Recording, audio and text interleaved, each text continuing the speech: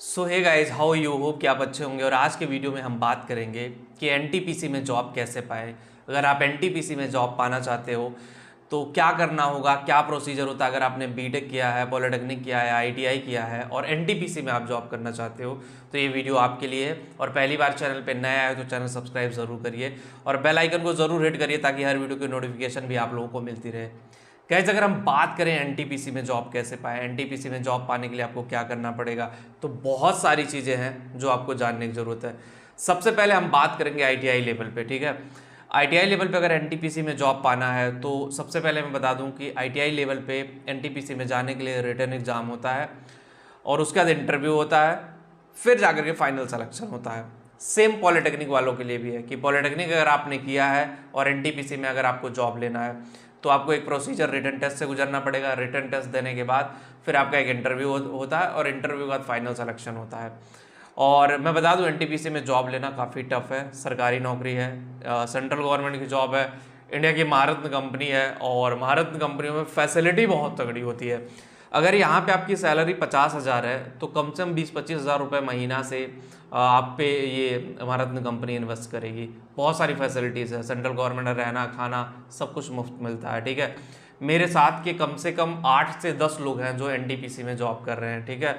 कुछ लोग polytechnic level पे कर रहे हैं, 2-4 लोग बीटेक लेवल पे कर रहे हैं, तो डिफरेंट लोग हैं जो डिफरेंट रोल में जॉब कर रहे हैं।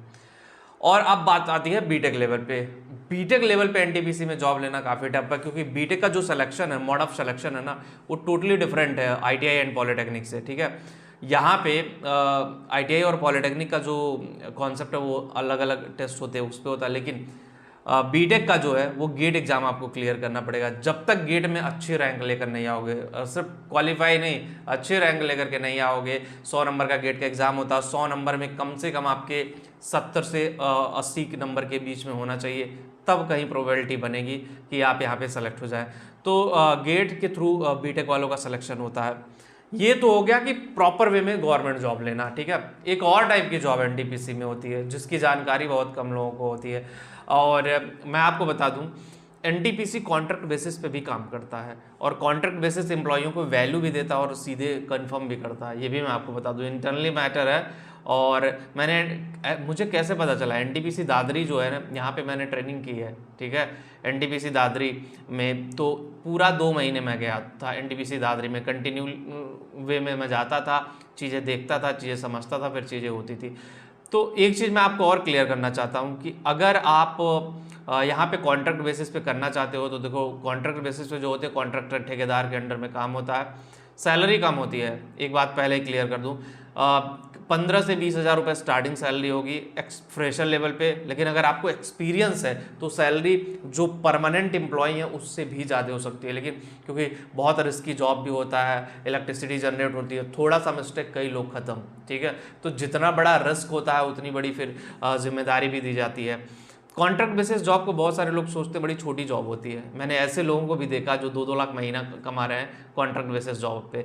तो कॉन्ट्रैक्ट बेसिस जॉब से डरो मत आप कि भाई कॉन्ट्रैक्ट बेसिस जॉब है, चीज़ें कॉम्प्लिकेटेड हो जाएंगी, चीज़ें समझ से बाहर हो जाएंगी। आपको डरने की ज़रूरत नहीं है, आपको आगे बढ़ने की ज़रूरत है, आपको समझने की ज़रूरत है। और जब आप समझ जाओगे कि हाँ भाई कॉन्ट्रैक्ट बेसिस जॉब इस तरह से काम करती है, कॉन्ट्रैक्ट बेसिस पे अगर आपको जॉब करना है तो इस तरह से जाना है, तो फिर आपको वहाँ चीज़ें क्लियर हो जाएंगी।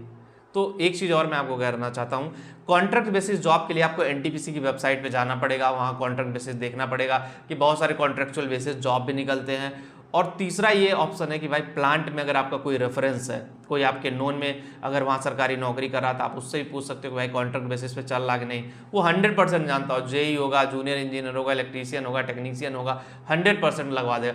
वो बहुत बड़े पोस्ट पे हो तो भी लगवा देगा, और छोटे पे होगा तो भी। उसको हर बंदे को पता होता है कि भाई ये कॉन्ट्रैक्टर के अंडर में ये प्रोजेक्ट चल रहा है और इतनी सैलरी मिल जाएगी।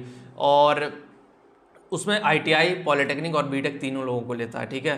तो 2 टाइप की जॉब है, एक तो परमानेंट जॉब है और दूसरा है ये है आपको कि पार्ट टाइमर या कॉन्ट्रैक्ट बेसिस पे आप यहाँ पे जॉब पा सकते हो। तो it's totally depend upon you guys कि आप कैसे उसको लेके जाते हो, किस तरह से चीज़ें मैनेज करते हो, किस तरह से चीज़ें जाती हैं, ये आपको डिसाइड करना। अगर आपको कोई कन्फ्यूज़न है कि भाई एनटीपीसी में कैसे जाएँ, क्या चीज़ें हैं, किस तरह से एक्सप्लोर करें चीज़ों को, तो आप लोग मेरे से डायरेक्टली बात कर सकते हो। लिंक डिस्क्रिप्शन में दिया गया है, एक बार जा करके ज़रूर देखिए। मिलते हैं आपसे नेक्स्ट वीडियो में। Thank you.